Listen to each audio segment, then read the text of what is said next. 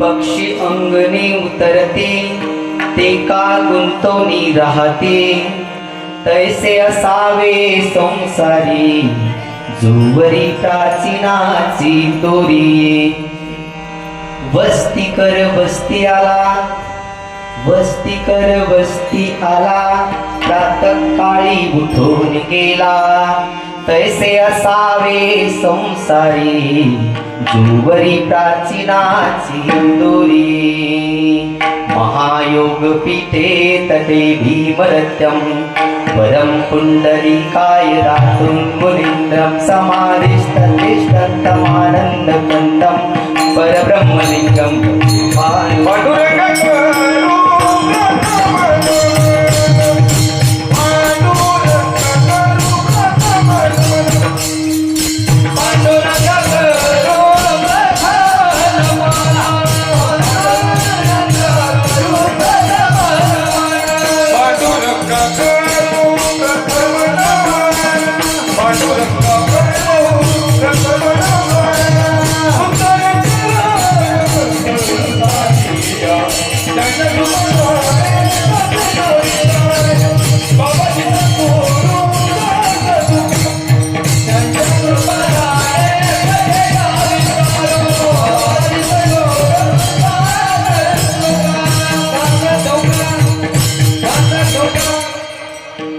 गुरुर्ब्रह्मा गुरुर्विष्णू गुरुर्देव महेश्वरा गुरुर्साक्षात् परब्रह्म तस्मै श्री गुरवे नमः अलंकापुरी रम्य सिंहासनस्थं पदम्भोज तेजं स्फुरन्ति प्रदेशं विधीन्द्रादिदैवं सदा स्तूयमानं समाधिस्थमूर्ति भजे ज्ञानदेवम् ओम नमो ज्ञानेश्वराय सदा ओम नमो ज्ञानेश्वराय ओम नमो ज्ञानेश्वराय ओम नमो ज्ञानेश्वराय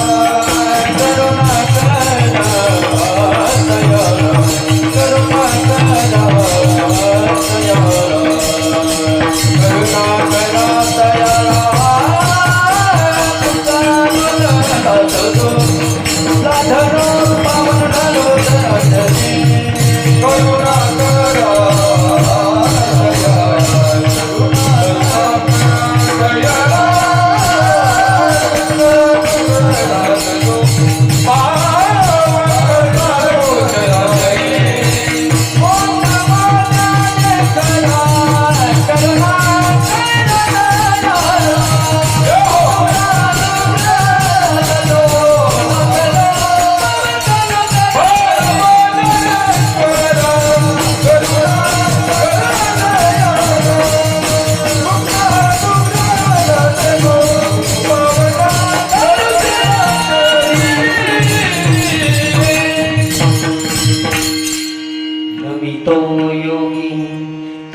विरागी तत्वज्ञानी संत तो सत्कविवर परात्पर गुरु ज्ञानदेव भगवंत जया पूजिले आदरे पांडुरंगे विमानस्त केले प्रयाण प्रसंगी तनु मानवी दिव्य रूपीच केले न त्यागी देह दिव्य लोकासने तुका तोची तोहा पूर्ण ब्रह्म प्रकाशे जडी रक्षित निर्जीव कागदासे प्रस्तुत प्रसंगी की सगळी मंडळी कीर्तनकाराकडे एका वेगळ्या अपेक्षेनं पाहत आहे. सगळं जग महाराष्ट्रभर कीर्तनाकडे एक पाहण्याचा दृष्टिकोन असा झालाय. महाराज आले आपल्याला भरपूर हसायला भेटेल आणि सगळीकडे हेच. आपण बघा, आपण दवाखान्यात जातो ना, दवाखाना कशासाठी? बोला महिला मंडळी, दवाखाना आपला आजार बरा करण्यासाठी, हो की नाही? का डॉक्टरकडे गेल्यावर म्हणता जरा उद्या ठासून, असं नाही ना. आपल्याला रोग बरा करायचा आहे, डॉक्टरकडे जाऊन आपण रोग बरं करण्याचं औषधच घ्या. का उद्या ठासून, तसं कीर्तन हा सुद्धा एक रोग बरं करण्याचं साधन आहे. भवरोग ज्याला काय म्हणलं गेलंय, भवरोग. पुनरपि जननम पुनरपि मरणम पुनरपि जननी जठरे शयनम. म्हणजे आपण ज्या या मृत्यू लोकामध्ये 84 लक्ष योनी, किती 84 लक्ष योनी, आणि तिच्यामध्ये फिरतोय. परंतु काय झालं, आपल्याला तिकडं कोणाचं लक्षच नाही. फक्त आपल्याला कीर्तनकार आला की ठसकेबाज पाहिजे. आता ठसकेबाज पाहिजे त्याच्यासाठी भरपूर व्यासपीठ आहे. परंतु आता तिकडं कोणी राहिलं नाही. आता लोकांनी कीर्तनाकडे त्याच दृष्टीनं पाहणं सुरू केलंय. आणि महाराज शोकांतिका आहे, महाराज मंडळींनी सुद्धा आपल्याला जे समाजाला लागतं ते त्यांना द्यावं लागतं. नाही दिलं तर ते म्हणतात कीर्तन संपलं, की काही खरं नव्हतं म्हणत्या महाराजांचं. म्हणून त्यांनाही तेच करावं लागतं. परंतु जर आपल्याला संस्कृती टिकवायची, आपला धर्म टिकवायचा, आपल्याला आपल्या धर्माविषयीची आस्था जर आपल्या मुलाबाळापर्यंत पोहोचवायची, त्याचं हेच साधन आहे. दुसरं कुठेही शिकवल्या जात नाही. आता मनोरंजनासाठी आता टीव्ही तर होती, आता मोबाईलनं सगळं मनोरंजन आपल्या खिशात ठेवलंय. तुम्ही झोपल्या झोपल्या पहा, चालता चालता पहा, लोक गाडीवर सुद्धा मोबाईलमध्ये चुटकुले पाहत आहेत आणि पुढं पाहत नाही आपल्याला गाडी धडकेल का नाही. पण त्यांना तिथंही मनोरंजनाचं साधन आहे. पण कीर्तन हे मनोरंजनाचं साधन मला तरी वाटतं नाही. परंतु याला जबाबदार फक्त महाराज मंडळी नाही, तुम्ही सुद्धा लोक आहात. का तुम्हाला ते पाहिजे, आणि जे तुम्हाला पाहिजे ते जर आम्ही नाही दिलं, तुम्ही म्हणता काय आणला, कुठून आणला, कशाला आणला, असे प्रश्न. आणि मग ते प्रश्न घेऊन महाराज म्हणता आपलं चाललेलं गाडं बंद पडल्यापेक्षा चालू द्या. जे विकल्या जात आहे ते द्या. आणि म्हणून सगळ्यांना बसले मंडळी, सगळ्यांना एक उत्सुकता कीर्तनाची असते की आपल्याला हसायला मिळेल. पण हसायची अपेक्षा मला तरी वाटतं कीर्तनकाराकडून आपण करू नये. आणि हसवलंही पाहिजे. असं नाही की तुम्ही आणले धरून आणि बसवले नुसते, तर त्याच्यापेक्षा त्याच्यामध्ये तोही एक भाग त्या ठिकाणी हसायला पाहिजे. तर जगद्गुरु या ठिकाणी आपल्याला शांती ब्रह्म एकनाथ महाराजांचा एक सुंदरसा अभंग, सुंदरसा अभंग मी या कीर्तन रूपी सेवेसाठी आजच्या या निवडलेला आहे. आणि त्याचा सुंदर चिंतन करण्यापूर्वी अल्पसा परिहार तो देणं झाला. आणि त्यानंतर जेव्हा जेव्हा विठ्ठल विठ्ठल होईल त्यावेळेस तुम्ही निश्चित टाळी वाजवा. आणि जर तुम्हाला टाळी वाजवायची नसली, टाळी जर वाजवायचीच नसली तर मग आपले हात तरी कशासाठी आहेत? नुसतं आपण सकाळ संध्याकाळ त्याने जेवण, आणि आपल्याला पण हे हात ही टाळी वाजवण्यासाठी, विठ्ठल विठ्ठल म्हटल्यानंतर आपण निध्यान टाळी वाजवली पाहिजे. याच्यासाठी सगळ्यांनी एकदा टाळी वाजवा. विठ्ठल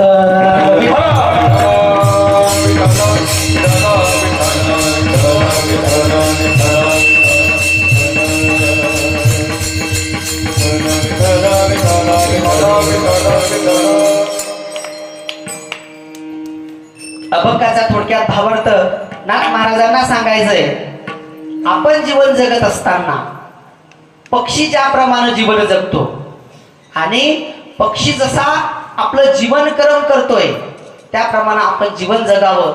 आणि तो जेव्हा आपल्या अंगणात आलेला पक्षी जेव्हा त्याला कोणीतरी उठवून देतं, तो तिथं गुंतून बसत नाही. मग नाथराय म्हणतात की त्याप्रमाणे तुम्ही पक्षाप्रमाणे जीवन जगा.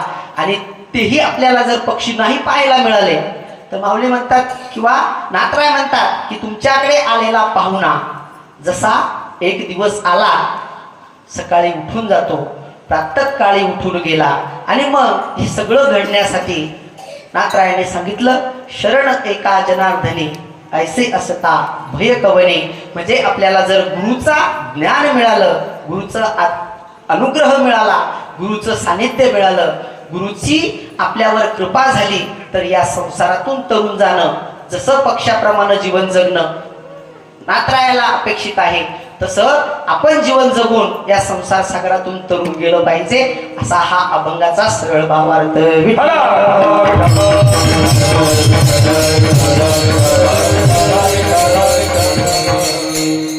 आता सांगणारे कोण आहे?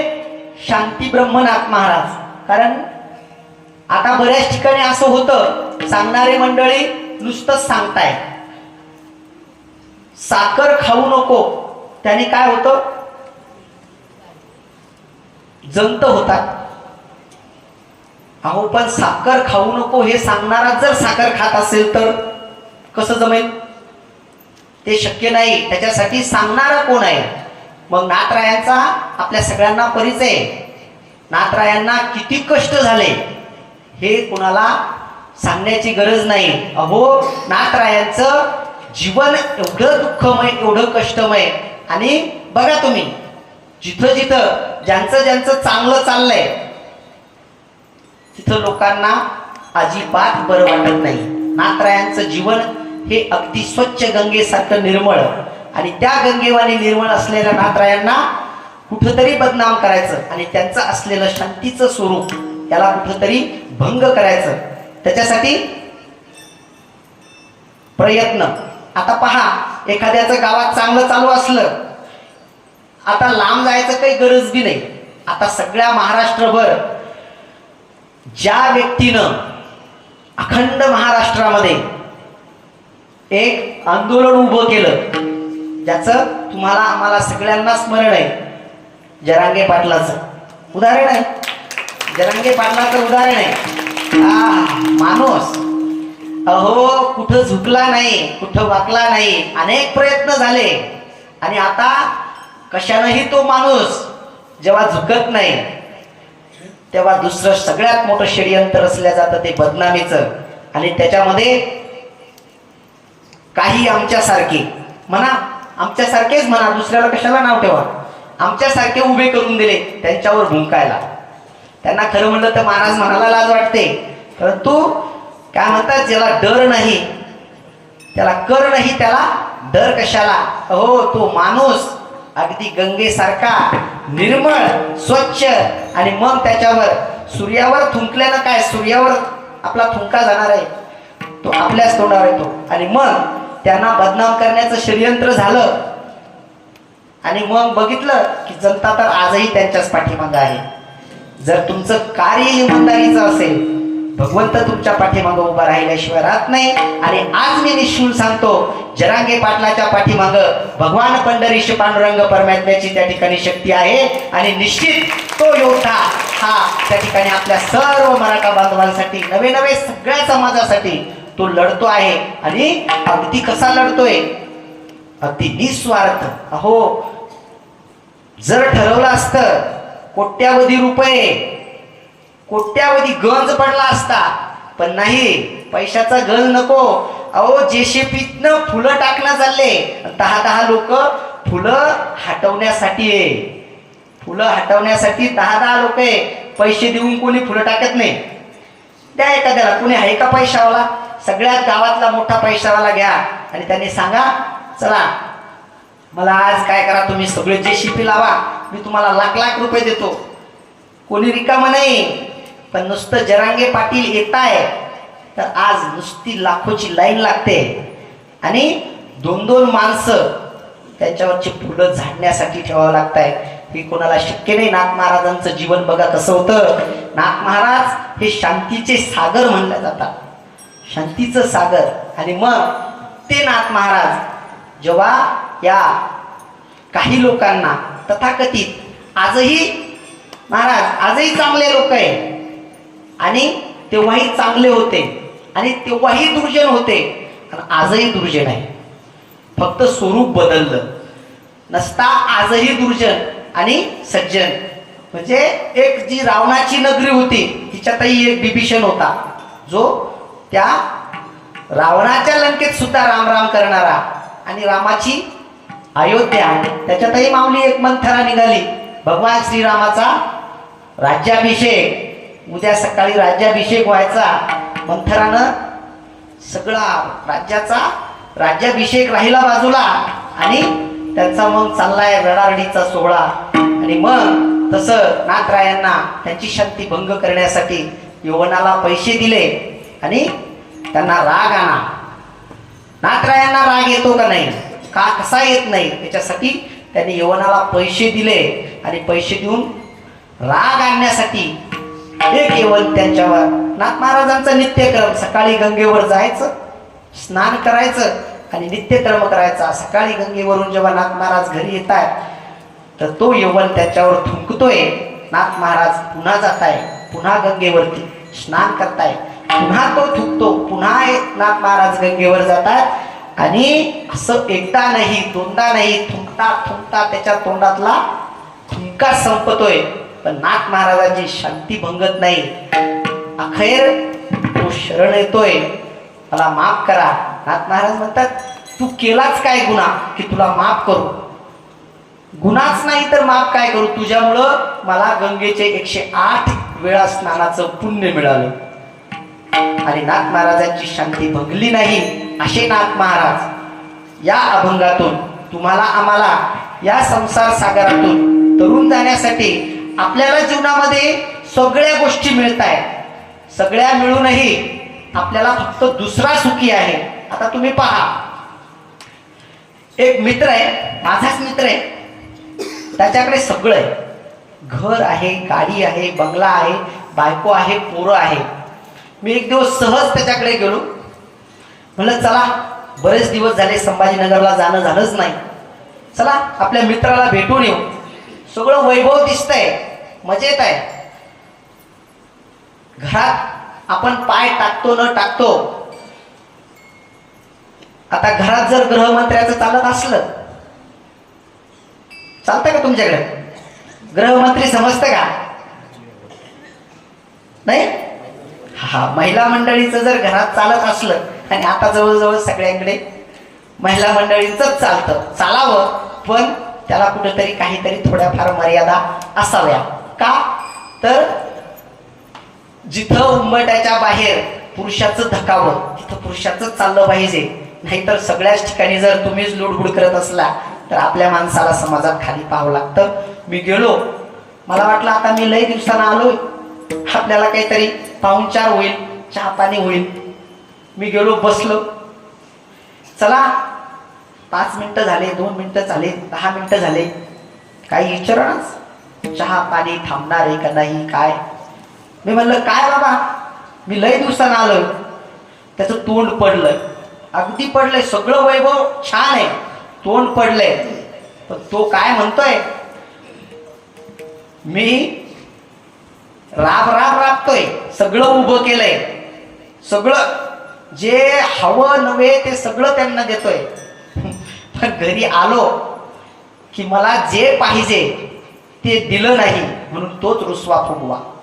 आणि मग म्हणलं बाबा अरे काय दिलं नाही, तू दिलं काय नाही? आता त्याचा प्रश्न मोठा अवघड होता.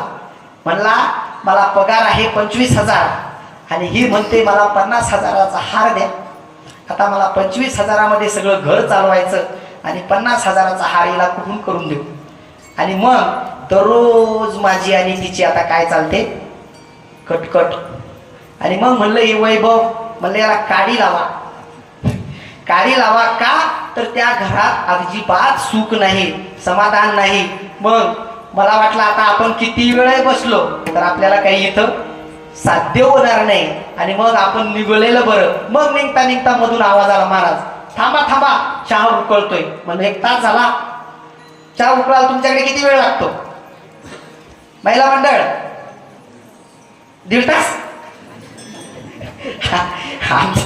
आता मी 1 तास 1.5 तास बसलोय आणि मग मला चहा येतोय. म्हणलं याच्यासाठी संतांचे जर विचार असले तर निश्चितच तुमच्या आमच्या जीवनामध्ये आपल्याला तरुण जाण्याचं आणि सुखी राहण्याचं, तरुण जाणं राहिलं बाजूला, संसारातून बाजूला, म्हणजे तुम्हाला भगवंताकडे जाणं तर बाजूला राहिलं, परंतु निदान संसार सुखी तर राहायला पाहिजे. पण संसारात सुद्धा सुख नाही, आणि ते सुख मिळवण्यासाठी आम्ही नुसतं भटकतोय. आणि हा नरदेह कसा आहे, हा नरदेह दुर्लभ आहे, हा पुन्हा पुन्हा मिळत नाही. नरदेह दुर्लभ जाना, कारण नरदेह हा 84 लक्ष योनीनंतर आपल्याला मिळत असतो.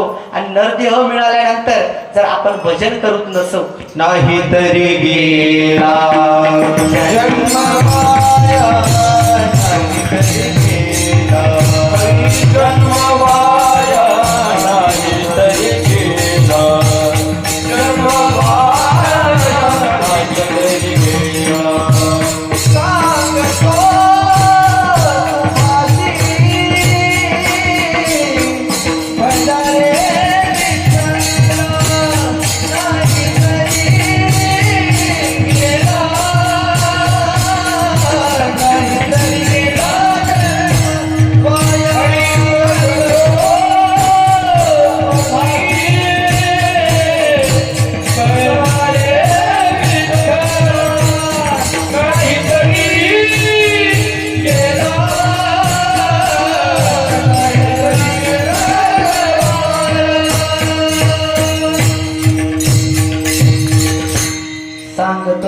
मासी भजारे विठ्ठला नाही तरी गेला जन्म वाया. जर आपण भगवंताला भजणार नसू तर आपला जन्म वाया जातोय आणि हा जन्म वायाला गेल्यानंतर पुन्हा 84 लक्ष योनीच्या फेऱ्यामध्ये तुम्हाला आम्हाला पडावं लागतंय. आणि 84 लक्ष योनीचा फेरा चुकवण्यासाठी एक योनी कोटी कोटी फेरा मनुष्य देह वारा मग लागले शेवटीली पाळी तेव्हा मनुष्य जन्म चुकलिया वर्म फेरा पडे. म्हणून आपल्याला जर या नर देह दिलाच त्याच्यासाठी देवे दिला देह भजन गोमटा भजनासाठीच देव दिलाय. जिने हा जीव दिला दान, दयाची करी जगत जीवन नारायण.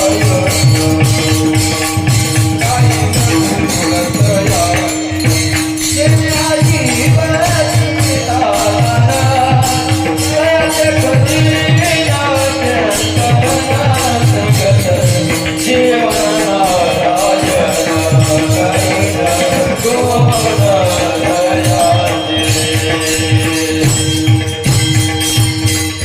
आपण जर भजन करणार नसू तर आपला जन्म काय आहे? वायाला जाणार आहे. आणि वायाला गेला की आपल्याला पुन्हा येणं या संसारात नाही. पण आपली आसक्ती एवढी संसारात की आपल्याला सुटवतच नाही. आपल्याला आपलंच नाही पाहायचं.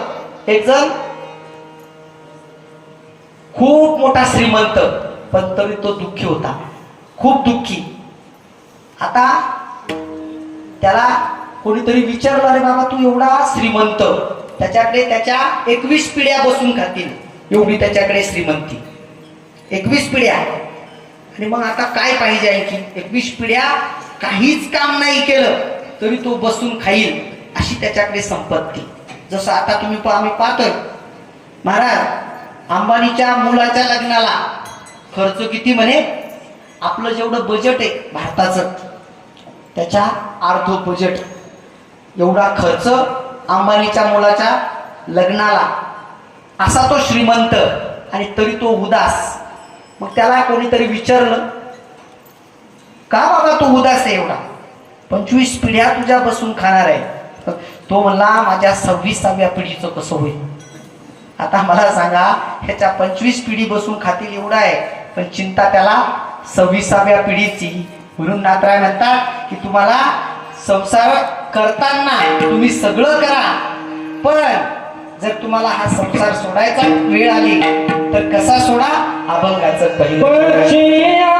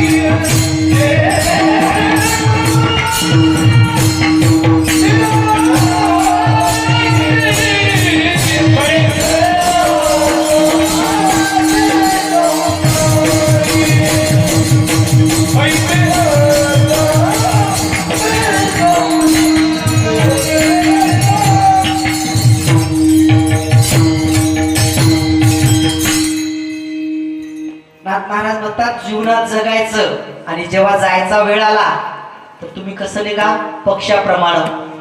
पक्षी दाणा खाताय आणि त्यांना जर कोणीतरी उठवलं, तसं नाथराय म्हणतात तुम्हाला भगवंताचं बोलवणं आलं अगदी सहज, चालता चालता तुम्हाला संसार सोडता आला पाहिजे.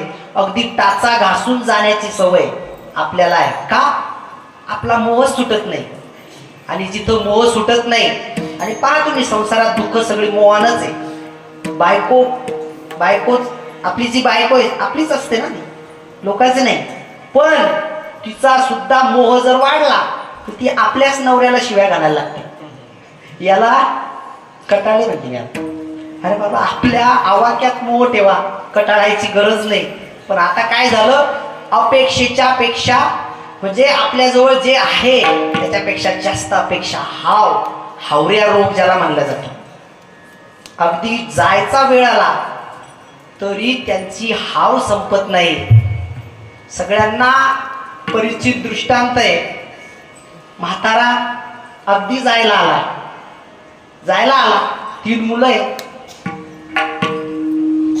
वस्त्रीत पडलाय. बाबाच होते, प्रत्येक जण बाबा होता. आपल्याला वाटतं फक्त आपला सूर्य सध्या मध्यान्नीला असला की आपल्याला दिसत नाही की आपण सुद्धा बाबा होणार आहे आणि आपला सूर्य सुद्धा माळवणार आहे. पण जोपर्यंत जवानीची अंगामध्ये ताकद आहे, दुसऱ्याकडे तुच्छतेची पाहण्याची भावना आपल्या मनामध्ये भरून ठासून भरलेली असते. पण जसा जसा सूर्य ढळतो, तर तापलेला सूर्य आहे, तर त्यालाही झुकल्यानंतर त्याची ही ताप शांत होते. परंतु तसं बाबा अगदी पडले, अगदी शेवटची घटका मोजताय, काही बोलता येईना. आता पोरांना वाटलं आपण सगळं दवाखाना केला, सगळं केलं, पण म्हातारं काही आता वाचत नाही. तुम्ही पहा, जर दवाखान्यात नेलं, म्हातारपणी आपण सगळ्या दवाखान्यात नेते, डॉक्टर सांगतोय आता आम्ही सगळे इलाज करून पाहिले, पण आता तुम्ही यांना घरी घेऊन जा. तुम्ही किती पैसे खर्च केले तरी आता उपयोग नाही, घरी घेऊन जा. तसं ते म्हातारं घरी आणलं, खाटावरती पडले, अन वाके करायला लागलं. पोराला वाटतं आता मरता मरता बहुतेक म्हाताऱ्याला वासुदेवा केशवा म्हणायचंय. पुन्हा पोराने काय केलं, डॉक्टरला बोलवलं, म्हणले जरा जास्त पॉवरचे इंजेक्शन द्या. डॉक्टर म्हणले लाखाचे 2 इंजेक्शन दिले तर म्हातारा उठून बसत 1-2 तास. तुमची इच्छा, काही शेवटची इच्छा म्हाताऱ्याची असली तर ती तुम्ही जाणून घ्या. म्हाताऱ्याला डॉक्टर आणला, 2 इंजेक्शन 2 खुब्यात दिले. म्हातारा जरा उठून बसतंय. पोरायला वाटलं की आता म्हातारं वासुदेवा केशवा म्हणणार आहे. पोरं म्हणले ते वाके काय म्हणताय तुम्ही, ते जरा सांगा आम्हाला. म्हातारा म्हणतोय ते वासरू केरसुरी खातंय ते सांगत होतो, तुम्हाला वासुदेवा केशवा म्हणायचं नाही. तसा आपला जीव सगळा आपल्या पोराच्या संसारात गुंतेल राहतो आणि पोरं मोठे भामते राहतात. हो, तुम्ही बी लक्षात घ्या, जवळ लोक पोराचं लग्न होत नाही तर लोक ते मायचा पदर सोडत नाही, मायच्या मागच बोंडार बोलत. महाराज बरोबर आहे ना? जवळ लोक पोराचे लग्न होत नाही तर लोक ते माय करत. लहानपणी माय, जवळ त्याचं लग्न होत नाही तर त्याला माय लागते, आणि मग त्याची त्याला सोबतीन मिळाली. पहिलं होत भला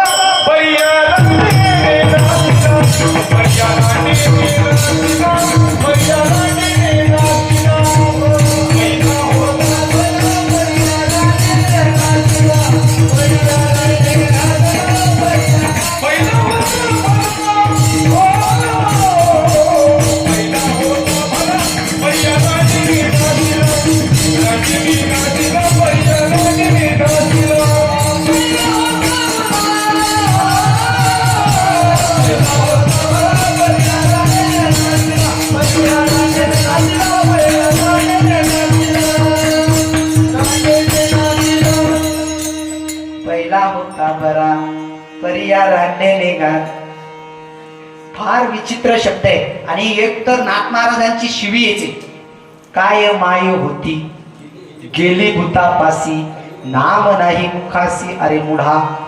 नातराय अगदी प्रखड आहे, अनेक संत आहे ते प्रेमानं समजवतात. पण नातराय असे एक व्यक्ती आहे, एक व्यक्तिमत्व असं आहे, त्यांचं जीवन शांतिमय आहे. पण त्यांना समजवण्यासाठी जेवढ्या भाषा वापरायच्या की महाराज सगळ्यात मोठी शिवी आहे. पण कोणी बोट नाही ठेवू शकत.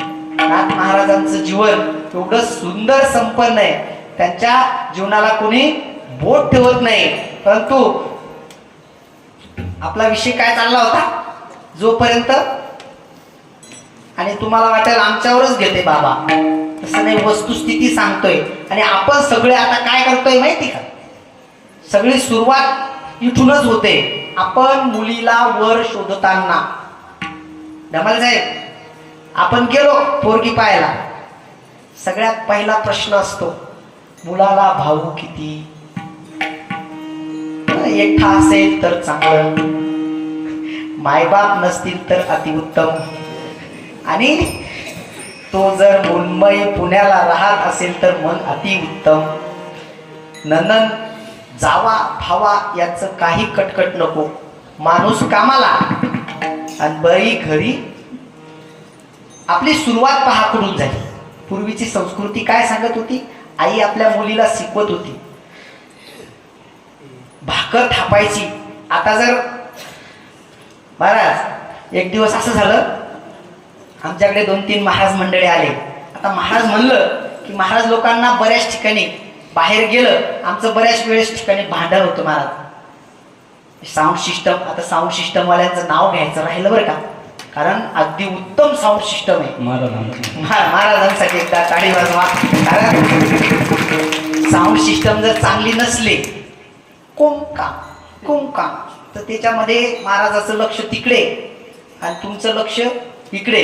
मग त्या बाबा कुठून आला, कशाला आणला, आणि बाबाचं लक्ष सगळं साऊंडकडे. ते साऊंड ऑपरेटर म्हणतं याला कोण आणलं, त्याला कळत नाही. पण साऊंड ऑपरेटर आपले पहा, त्यांची 2 कामं आहे आणि त्यांना त्याच्यातली जाण आहे. त्यांना माहिती आहे कोणाला काय लागतं, ज्याला जे लागतं ते तुम्ही द्या, जग सुखी आहे. मग माझ्याकडे महाराज 2-3 महाराज मंडळी आले जेवायला आले. आपल्या घरचे मंडळी, ते जरा महाराज मंडळीचे बाय माणसं फार बेकार असतात. बेकार म्हणजे अशी बेकार नाही, शिवाय देते, पण अगदी टाईट मध्ये. आपल्याला लय, आम्ही जसं इकडं भाषण करतो तसं घरी करता येत नाही, आणि ते कोणालाच करता येत नाही. मीच काय, कोणी तुरम खाई असला तर त्याला घरी मात्र भाषण जोरात करता येत नाही.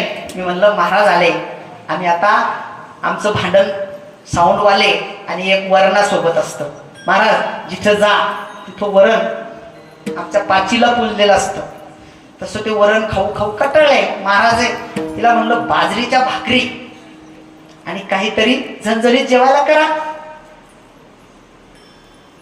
आता मी त्यांच्या देखत सांगितलं बरं का, ते मी गेलो माग, म्हणलं काय आता चालू झाली की नाही तयारी. आता ते सामना अवघड आहे महाराज. ते म्हणे त्याच्या देखत माल सांगू राहिले, बाजरीच्या भाकरी टाका. बाजरीच्या भाकरी टाकता येत नाही म्हणे मला.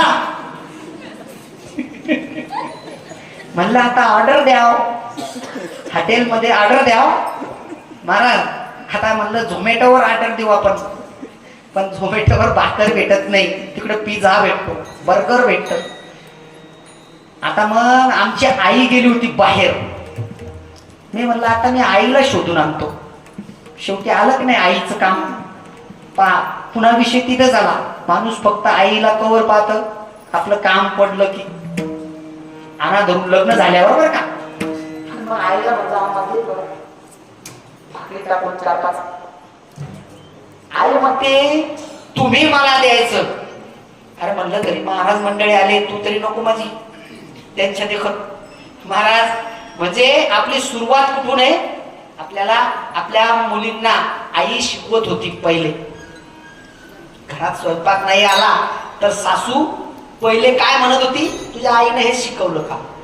आणि म्हणून आईचा संस्कार हा सगळ्यात महत्वाचा आपल्या मुलाबाळावर होता आणि तो पाहिजे. पण आता नेमकं आपण त्याच्यापासून आपल्याला सगळ्यांना इंग्लिश मीडियम मध्ये जाऊन शिकायची अपेक्षा आहे, पण संस्कार मात्र कुणी त्याच्याकडे लक्ष देत नाही. तुम्ही इकडे ध्यान द्या, गाडी तिचं तिचं जाईल ती.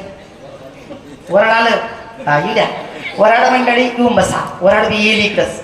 पण काय झालं, आपली जी संस्कृती आहे ती संस्कृती आपण जोपासणं सोडून दिलंय आणि मग त्या पाश्चात्य संस्कृतीच्या पाठीमागे आपण लागलोय. जेव्हा आपल्याला आपली संस्कृती जोपासण्याची सवय पडेल